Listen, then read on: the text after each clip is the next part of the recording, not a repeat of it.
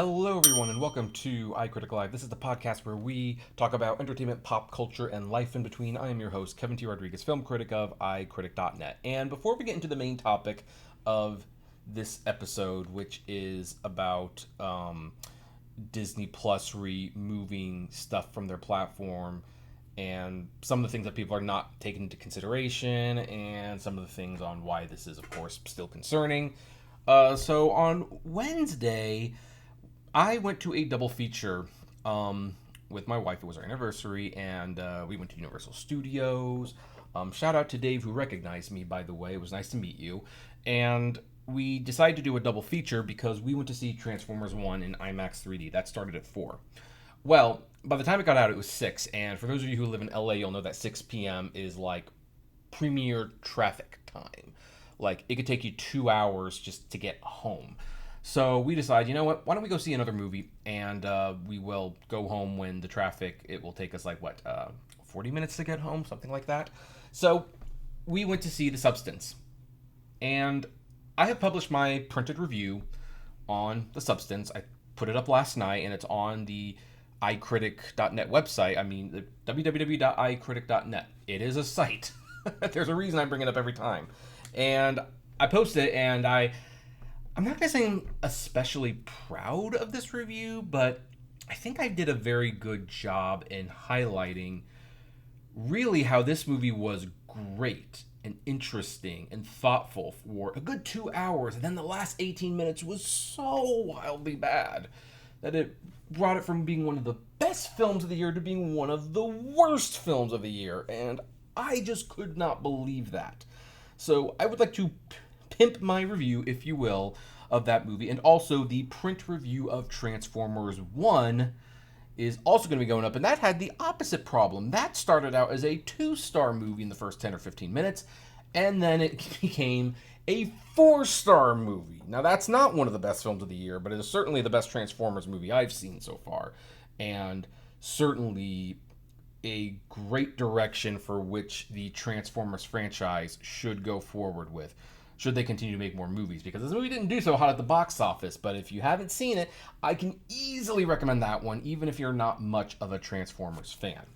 So with my print review pimping out of the way, let's talk about the main topic at hand. And Disney fans woke up and were blindsided, very, very blindsided, that many stuff had been purged from Disney Plus. Some of this stuff was, in fact, Disney Plus original content. Now, let me make something abundantly clear. Just because something is not available for streaming doesn't make it lost media.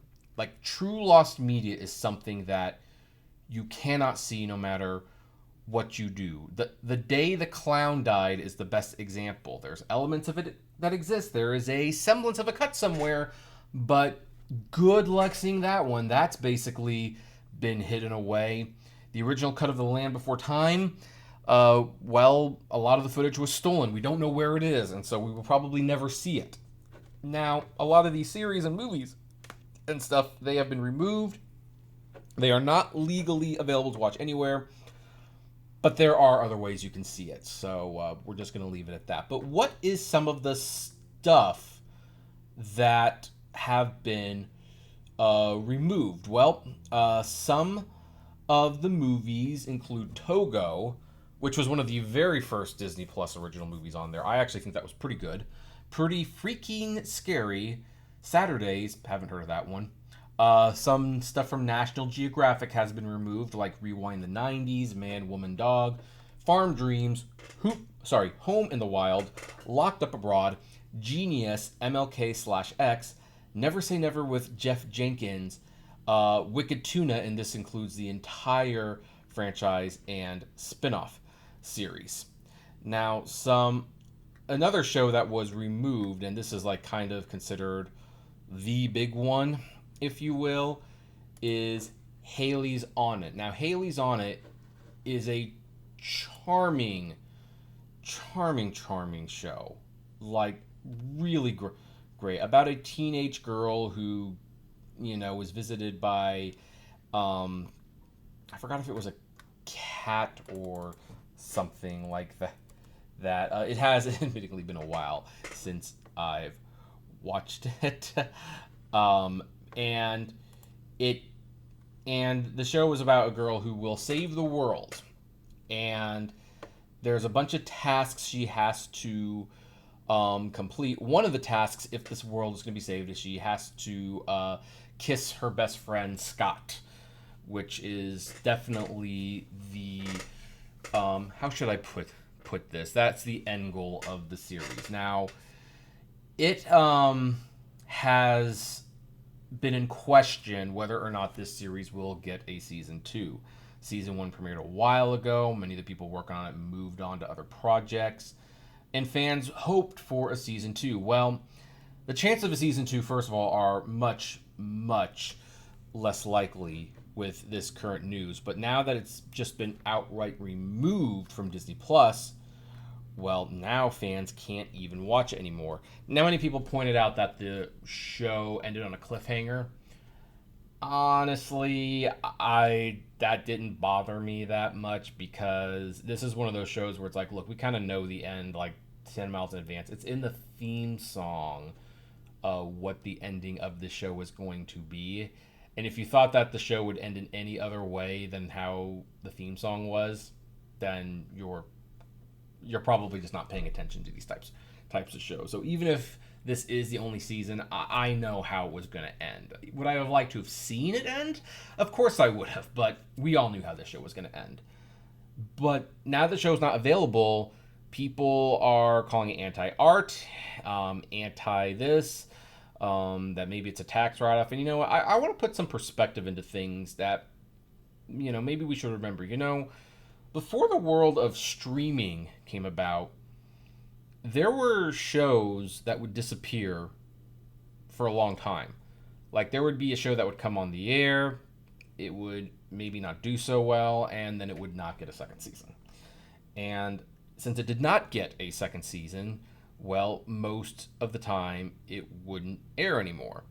And if there's not a lot of episodes to air, then TV stations wouldn't air it. Show would usually be lost. And the availability of that show would just not be a thing. So this is not a new thing, and it wasn't anti-art back then. It wasn't anti-creators' rights. It wasn't any of that. It was just, hey, the show ran its course. It either ended after many years of success and it was just time to end it, or ended prematurely like this show tended to be. Now, if the show ran longer, then there was a chance that it would show up in reruns, but that was still never a guarantee. How many years did the Care Bears air in the 80s? That was one of the most popular shows on TV. I don't think it's been on any TV station for decades, because no one would probably watch it today. It might be on some free streaming service like Tubi or something. I don't know. You'd have to check. I don't watch the Care Bears. But for many, many years, this show's not available. And so this is kind of how it's been for a long time. And it wasn't anti-art then. It was just the reality of what we had. Now, we do live in a day and age of streaming and physical media. And the idea that a show could be wiped off the face of the earth when there's so many ways that it should be able to be preserved is definitely an idea that is frustrating. But I do want to mention at least something. Contrary to what people think, it is not free to keep stuff on these streaming services. In fact, shows and movies being on streaming services, they do take up valuable server space. Bandwidth is used when people do watch them, and that server space is valuable. Server space is expensive. Bandwidth is always a big headache, and if there is something that is not pulling its weight, then it does cost money to leave it up. And so sometimes it's like, look, you just got to get rid of it, either temporarily or permanently. And that is a reality that has always been there. It's just we've never really dealt with it before, because originally the promise was everything on Disney is going to be on Disney Plus. Absolutely everything. Nothing will ever come down. It's well, look, we know that that's not true. It's And it's not going to be true going forward. Now that we're seeing some of these quote unquote Netflix shows that were really only partially financed by Netflix so that they would have exclusive access to them, they are starting to leave the streaming services. And so we just now know that this is not a forever thing.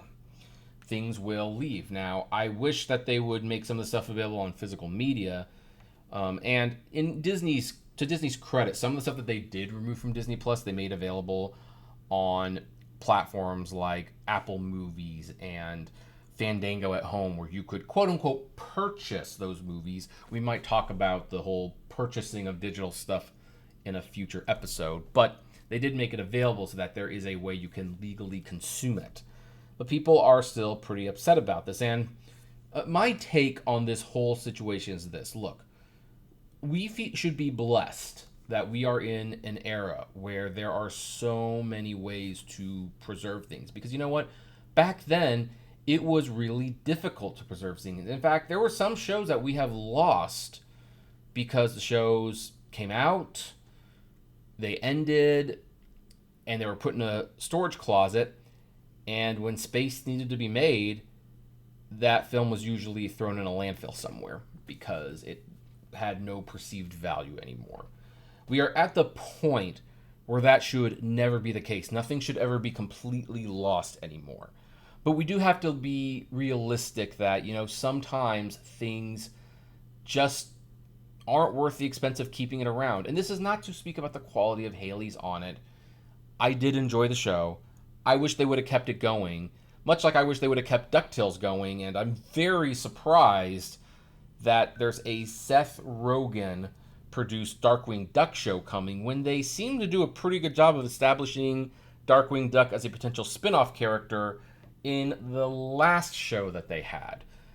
I don't know why they're doing like a complete reboot of it again, but whatever. This is Disney for you. So I want to make this episode because it's like I wanted to first tell people that this is not lost media just because it's not legally available to watch. It should be legally available to watch, but it's not. I suspect this show will come back in some way or another. Maybe not with a second season, but at least with, selling the show's rights to other streaming services or something like that. I also do not believe that doing this is anti-art. It's not pro-art either, but the thing is, this is just how things have been for a long time. I mean, ideally, we should live in a future where we don't need to do this, but at the end of the day, server space, bandwidth, it's all expensive. And if no one's watching something, why on earth are you going to keep it on there? And then the third thing is, it's like, with all of the... I'm sorry, my phone is just going off like crazy. It's election season, so I'm getting all this spam.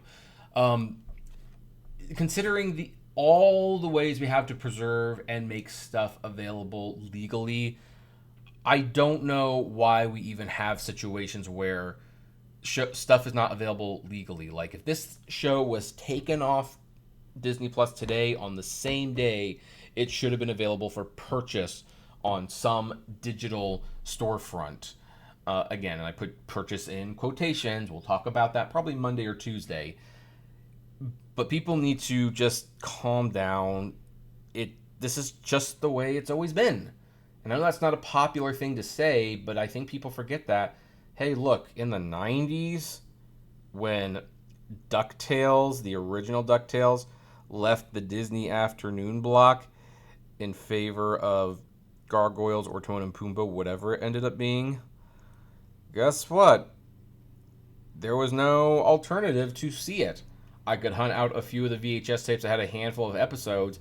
Maybe if it was on Disney Channel at that point, I could convince my parents to get a premium channel network that cost a lot of extra money a month, which they weren't going to do. But for the most part, it just wasn't available. And it wouldn't be available to me again until it came out on DVD. I mean, I know that I think it was on Toon Disney and stuff before then, but again, I grew up really not having cable. Maybe I'll share that story someday. So cable's never really been a factor in my life.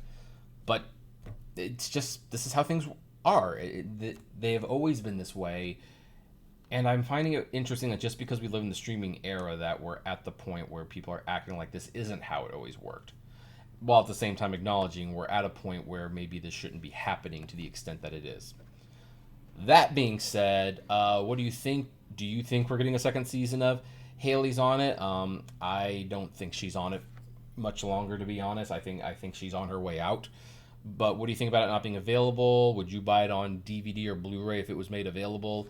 I'd love to know. Comment below if you are listening to this podcast on a site that allows comments. And hey, if this is your first time listening and you like what you hear, why don't we make it official and subscribe? We are on all the major platforms like Spotify, Apple, and Amazon. And I will see you at the movies. Take care, everyone. Hey, you made it to the end. Thank you so much for making it to the end. Just a few more things. First of all, the names that you see on the screen, these are our Patreon and YouTube member supporters. And I thank each and every one of them. Their support helps me make exclusive videos for Patreon and YouTube members, as well as keep the channel running. And of course, is just of huge kindness to me. Also, don't forget to check out the iCritic-led podcast on Spotify, Apple, Google, Deezer, whatever podcasting service you listen to, it is there. We definitely want to see you there. And hey, there's also other videos that you can check out. So, check out these other channels, these other videos, especially that one. I think that's a really good one.